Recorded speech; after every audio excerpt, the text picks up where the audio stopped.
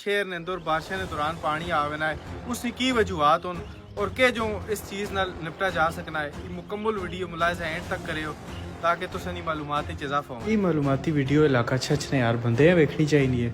इस मालूमात असे साढ़ा कहना होया है कि बलवांडी जिथों पानी की शुरुआत होती है, इसी वीडियो च असी इसने भी खुलासा करसा कि 2010 कई गिरां जड़े पानी की नज़र होने तो बच गए। आया इन्हां गिरावां बचाने से इस खाना ना केड़ा रोल है। जी असी इस वक्त मौजूद आ साढ़े इलाका छनी बहु मशहूर शख्सियत नूर जमान मलिक साहब को खूबसूरत डैम जरा तुसा नज़र पे आना है। इतने ना फार्म हाउस भी बने हैं, बड़े मेहमान नवाज होन ते मजीद मालूमात इन्हां कोलों भी किन्ने आ। आया ये नूर जमान साहब इस डैम ना पानी चढ़ना है तो ये भी रुख करना है इलाका छना यकी? जी बिल्कुल जी। इस तो पहले 2010 तो पहले तक सारा पानी अदरों तो सारा पूरा मैंने जी बहुत बड़ा नुकसान करने है जी। ਜਦੋਂ ਨੇ ਗਾਜ਼ੀ ਬਰੋਟਾ ਬਣਾਇਆ 2010 ਤੋਂ ਬਾਅਦ ਇਹ ਪਾਣੀ ਜਿਹੜਾ ਜੀ ਇਹ ਕਿਸੇ ਚੀਜ਼ ਨੁਕਸਾਨ ਨਹੀਂ ਦਿੱਤੇ। ਤੋਂ ਨਾਲੇ ਖਾਣ ਬਣੀ ਹੈ ਜੀ ਰੇਤ ਨਹੀਂ, ਉਸ ਦੇ ਵਿੱਚ ਬਣ ਕੇ ਸਟੋਰ ਹੋ ਗਏ ਨੇ ਜੀ।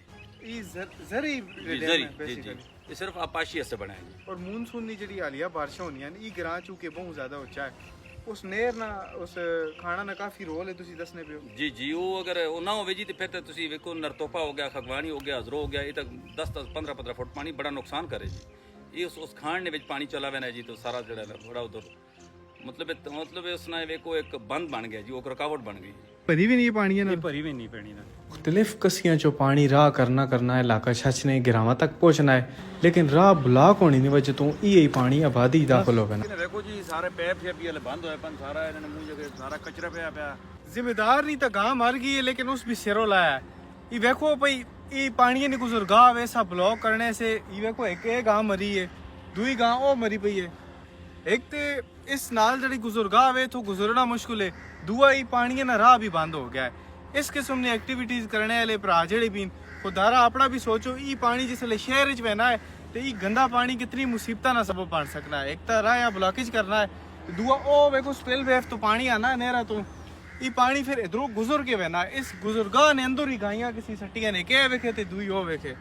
एक कसा कचरा सटने की वजह तो मुकम्मल तौर पर बंद हो गया है। हूँ पानी राह ना मिलसी, जाहिर गल है पानी आबादियां ना रुख करना है। इलाका छछ काफ़ी वेलफेयर इदारे जेडे सफाई सुथराई ने इंतजाम बेहतरीन तरीके नाल करने जिन्होंने विच काफ़ी ज़्यादा नाम उजाला वेलफेयर, शिनका वेलफेयर, लेकिन जब तक असी खुद भी इन्होंने वेलफेयर नाल ताउन ना करसा इन्होंने चीज़ों पर काबू पाना बहुत मुश्किल है। ये तुसी वेख नाले बंद होए पर साढ़े दुकानदारां ने भी कसूर है, खास कर इलेक्ट्रॉनिक्स में सामान बेचने फोम जी गत्ते तो जिस तरह की तुसी वंजो सब्जी तो फ्रूट नाले ने बेच छड़ने नो ये वजह नाले ब्लॉक हो गए ना कि इंतजामिया तो काम करनी पर दुकानदारां ने भी कम अज कम तामुन करो, सफाई जा करो, नाले गंद बला ना खटो।